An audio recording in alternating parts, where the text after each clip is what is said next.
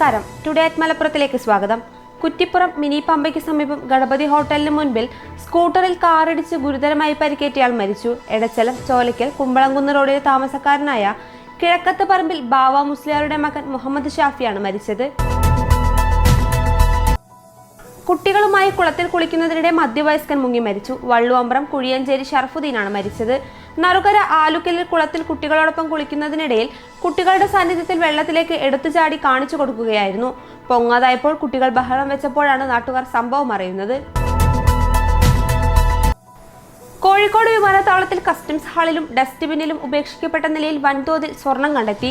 Customs ഹാളിലെ ഡസ്റ്റ്ബിന്നിൽ നിന്ന് 1.76 കോടി രൂപയുടെ 2.45 കിലോഗ്രാം സ്വർണവും കസ്റ്റംസ് ഹാളിലെ മറ്റൊരു ഭാഗത്തു നിന്ന് 18 ഗ്രാം സ്വർണവും സ്വർണ്ണ മിശ്രിത പൊതിയും ഉൾപ്പെടെ 9.71 ലക്ഷം രൂപയുടെ സ്വർണവും കസ്റ്റംസ് കണ്ടെടുത്തു.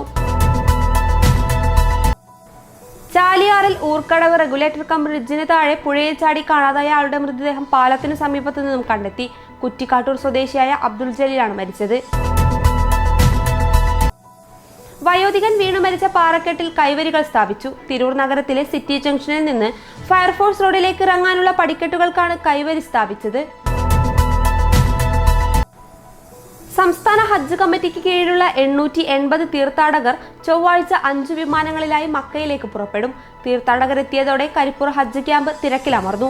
ആദ്യ വിമാനം പുലർച്ചെ 12:05-നും രണ്ടാമത്തേത് പുലർച്ചെ 5:30-നും പുറപ്പെടും. മൂന്നാമത്തെ വിമാനം രാവിലെ 8 മണിക്കും 4-മത്തേത് വൈകിട്ട് 5-നുമാണ്. 5-മത്തെ വിമാനം രാത്രി 9-ന് യാത്രയാവും. കുറ്റിപ്പുറം തിരൂർ റോഡിലെ തിരുനാവായയിലും തൊട്ടടുത്തുള്ള അങ്ങാടിയായ കൊടക്കലിലും ദിശാ ബോർഡുകൾ ഉണ്ടെങ്കിലും യാത്രക്കാർക്ക് ഉപകാരമില്ല. അതിനാൽ ദിശയറിയാതെ യാത്രക്കാർ വലയുകയാണ്. തിരുനാവായ കുറ്റിപ്പുറം റോഡിൽ ദിശാ ബോർഡ് താഴെ വീണ് പൊന്തക്കാട്ടിൽ കിടക്കുകയാണ്. തിരൂരിൽ 49-കാരനെ വീടിനുള്ളിൽ മരിച്ച നിലയിൽ കണ്ടെത്തി. തിരൂർ കൂട്ടായി സൈനുൽ അബിദിനെയാണ് വീടിനുള്ളിൽ മരിച്ച നിലയിൽ കണ്ടെത്തിയത്. Manjeri government girls higher secondary സ്കൂളിൽ പൂർണ്ണമായും ഗ്രീൻ പ്രോട്ടോകോൾ പാലിച്ചുകൊണ്ട് പ്രവേശനോത്സവം നടന്നു. PTA പ്രസിഡന്റ് യൂസഫ് മേച്ചേരി പ്രവേശനോത്സവം ഉദ്ഘാടനം ചെയ്തു. സ്കൂൾ പ്രിൻസിപ്പൽ അലിയം അധ്യക്ഷത വഹിച്ച യോഗത്തിൽ ഹെഡ് മാസ്റ്റർ മധുസൂദനൻ കെ സ്വാഗതം ആശംസിച്ചു. പ്രവേശനോത്സവത്തിന്റെ ബ്ലോക്ക് തല ഉദ്ഘാടനം മഞ്ചേരി ഗവൺമെന്റ് ബോയ്സ് ഹൈസ്കൂളിൽ വർണ്ണാഭമായ ചടങ്ങുകളോടെ നടന്നു. ചെയർപേഴ്സൺ VM സുബൈദ പരിപാടി ഉദ്ഘാടനം ചെയ്തു. ഇതോടെ ടുഡേ അറ്റ് മലപ്പുറം സമാപിക്കുന്നു. പുതിയ വാർത്തകളുമായി അടുത്ത ദിവസം കാണാം. നന്ദി.